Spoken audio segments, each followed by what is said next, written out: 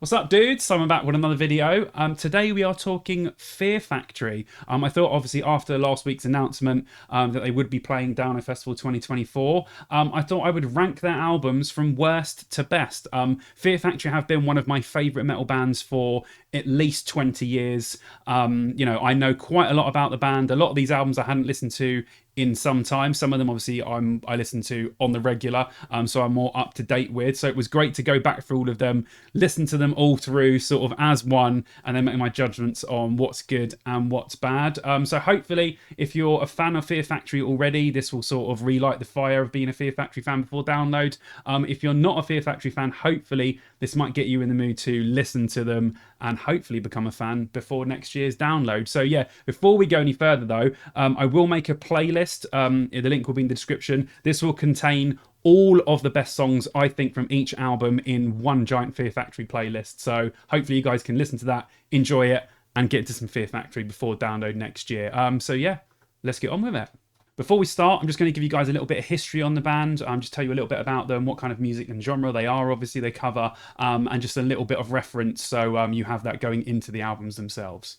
So Fear Factory are an industrial metal band from Los Angeles, formed in 1990. Although labelled as industrial, they definitely add other genres into their sound. I mean, they've got groove metal, alt metal, industrial synth, new wave. They have their own style and sound. As soon as you hear them, you're like, yep, that's Fear Factory.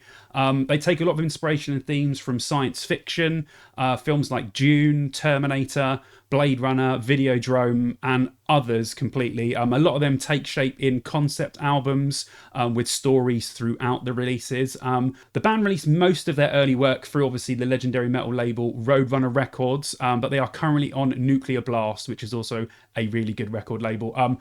Bands such as Chimera, Spineshank, Slipknot, Killswitch Engage, Static X, Cold Chamber, and countless others have mentioned Fear Factory as being a massive influence on them as musicians. First, I have some honourable mentions that aren't actually studio albums themselves, but I think that they should be included as honourable mentions because if you're a Fear Factory fan, I'm sure you already know about them, but if you're not, it's a really little interesting sort of piece to add on to the rest of the albums. First one I want to talk about is Concrete, which was released in 1991, which is technically their first album because it was recorded, obviously, before their first album officially. But because it was released in 2002 but recorded in 1991, the band don't really consider it part of their proper discography because they see it as more of a demo album because a lot of the songs from Concrete actually ended up on their first album, Soul of a New Machine. So this one doesn't really count. The second one I want to mention is Remanufacture. They came out in 1997. So it is a remix album of the Demanufacture album, but done in like a PlayStation 1 remix style. So all of the songs on there are a proper time capsule of the 90s and they actually sound like they could be on any awesome like racing PS1 game basically. So I think it's really interesting to listen to Remanufacture once you've listened to Demanufacture, and it really does show you what obviously, you know, DJs and what the electronic scene was like at the time because basically everything sounded like a PS1 game. It's weirdly awesome. So if you do want to delve into further, check out Remanufacture because it's an absolute trip.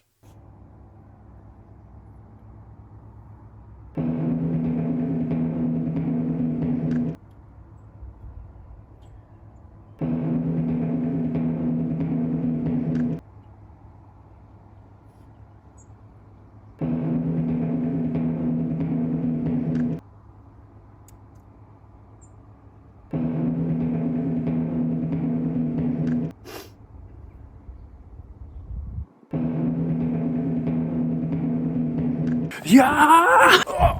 Oh, Jesus. What did you do that for?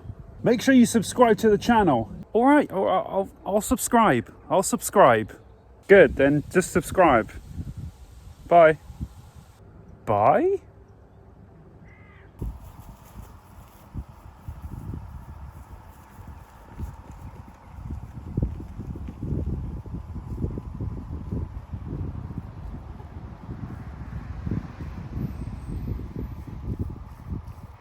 Right, Fear Factory have 10 studio albums. The 10th, which is by far the worst, by quite a mile, is 2005's Transgression. Yeah, this is a weird one. When it comes to the band's history, it came out only a year and 4 months after their previous album, Archetype.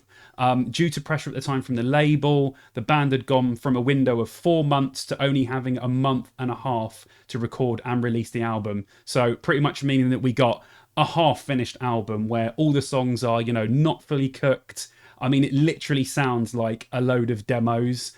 You can hear they were trying to do the same with what they had achieved on the previous album, but it falls massively short. I mean, also the production is really, really not good. It's not mixed or mastered well. Also, randomly, this album has a cover of the U2 song I Will Follow. It's a good cover, but it's not very Fear Factory at all. It's just almost like a straight cover with a little bit of Fear Factory tone. I mean, this will be the only album on this list that I will not be recommending any songs from. And unfortunately, I was one of those people at the time that actually purchased the album. And yeah, although the cover is really cool, I really do like the artwork and the style. The album is just god awful. And even at the time, I was like, oh God, what have they done? And why have I paid money for this? In at number 9, it's 1992's Soul of a New Machine. So the place where it all started, really. I mean, this album isn't as refined as even the album afterwards would be that they'd put out. But you can hear how the band was developing their sound. I mean, they were the style itself was slightly different. I mean, they knew where they were going. They just hadn't got there yet. So I don't really have much to say about this album. It's definitely not one of my favourites. I know a lot of people out there like it. I love the artwork for this album, though. Like, I should buy a Soul of a New Machine t-shirt, really, even though I don't like the album, because the artwork is so awesome and like Terminator themed. But yeah, there are some standout tracks on this one. I would recommend Scapegoat, Crisis, and Scum Grief. In at number 8, it's 2010's Mechanize. So at this point, it had been 5 years since the band had recorded the universally panned Transgression. A lot had happened within the band at this point, with fallouts between members.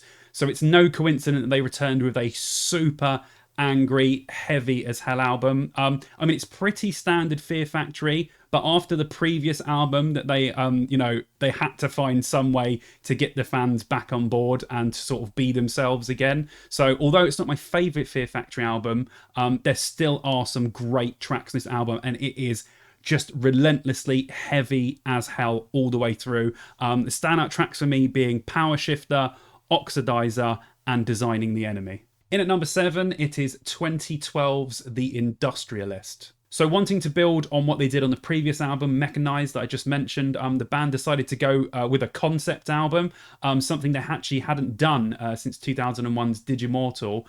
This one telling the story of the protagonist, the industrialist, is the incarnation of all industries in the form of automation, the mechanical, technological, and scientific advances through the industrial age that's led to the creation of the industrialist. So in the story, the automation becomes sentient as it collects memories from each passing day through observation, learning, and it gains the will to exist. And what is meant to help man will eventually be man's demise.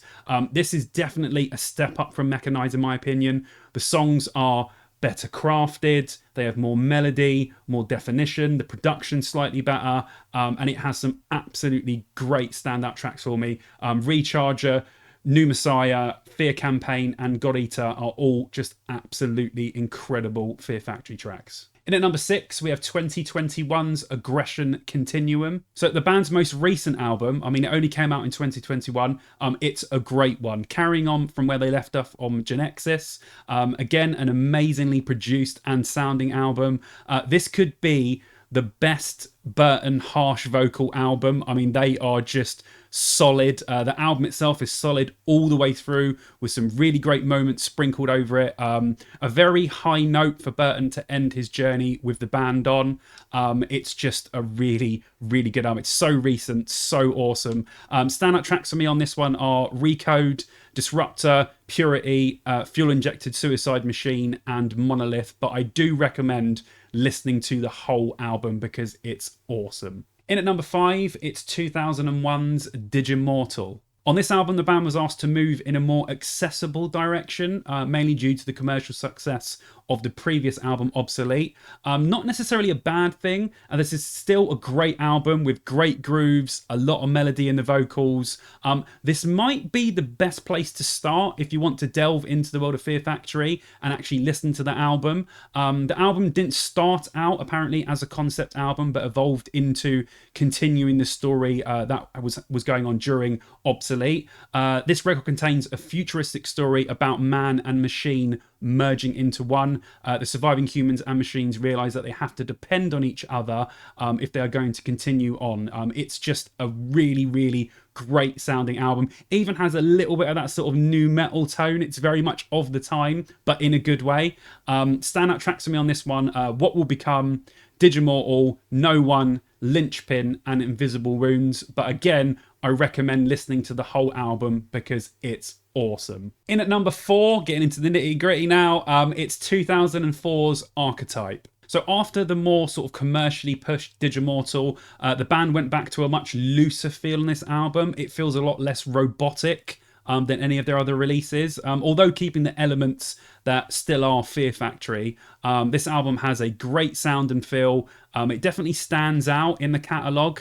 For all you game nerds out there, there was even a reference to it in Fallout 3 on one of the terminals where it contains a message saying, B. Bell reports on the terminal that the virus on the Archetype 5506 mainframe has been cleaned and that the infection has been removed. The soul of the machine has improved, which are the chorus lyrics to the song Archetypes. That's a really, really cool, geeky, nerdy Fear Factory reference in a video game. Love it.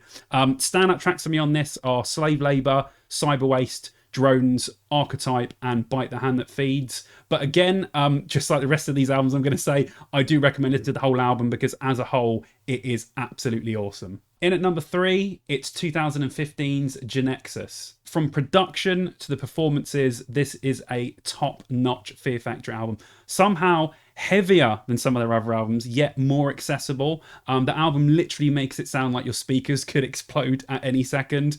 The rhythm section is in full swing. Guitars are on point with some great guitar riffs, filthy tones, and vocally, it's probably one of Burton's greatest performances. Another concept album, this one about the model, which was based on Roy Batty, the android from Blade Runner, as he discovers his morality and how the system that has created him is now trying to destroy him, and he must find a way to survive, gain clarity, and deal with his expiration date.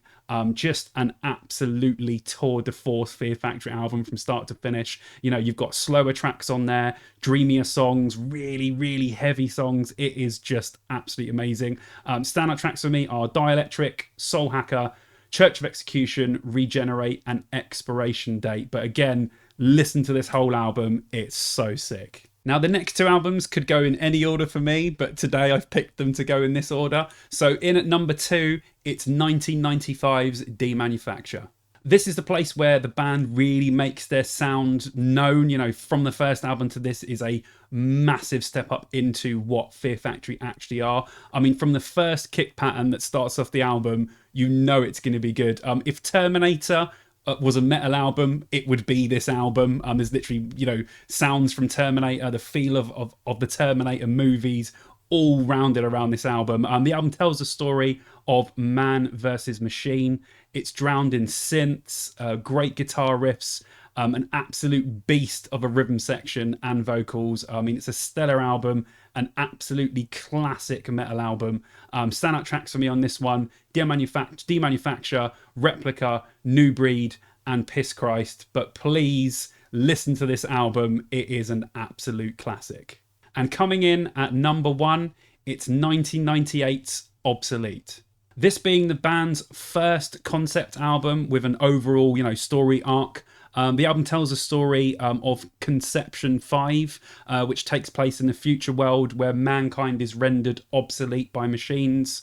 I mean, this was the first time the band had used 7-string guitars and obviously down-tuned. They were using down-tuned, obviously, 6-string guitars on the previous album, but this one, it sounds so fat with those down-tuned 7 strings. This was the band's first album as well to break into the top 100. The Cars cover that they actually got Gary Newman to sing on, which is very strange to have, someone's song that you cover sing on the cover themselves, actually reached the top 40 and done really, really well. So that's a massive achievement for a metal band. Yeah, it's an incredible album. You can feel the overarching story all the way through as you listen to it, but you can enjoy the tracks separately as well. But it's great to listen to them in order and just get a whole picture of the story. Standout tracks for me on this one are Shock, Edge Crusher, Descent, Resurrection, and Timelessness. But please check this album out. It is mind-blowing. Yeah, so there you go. That was Fear Factory's albums ranked from worst to best. It was great going back through these. Hopefully, the playlist that I give you guys, or this, will sort of tickle your fancy, so you want to go and listen to Fear Factory. They are just an amazing band. They've influenced so many people that came after them, and they changed the game. And no one else sounds like Fear Factory. Fear Factory literally are themselves. They stand out in the genre of metal as a whole. You can pick them out of anything. So yeah, thank you very much for watching. Subscribe to the channel if you haven't. I'd really like to get to 2,000 subscribers before the end of the year. I'm really looking forward to these guys playing Download. And yeah, thanks for watching. I'll see you dudes in the next video.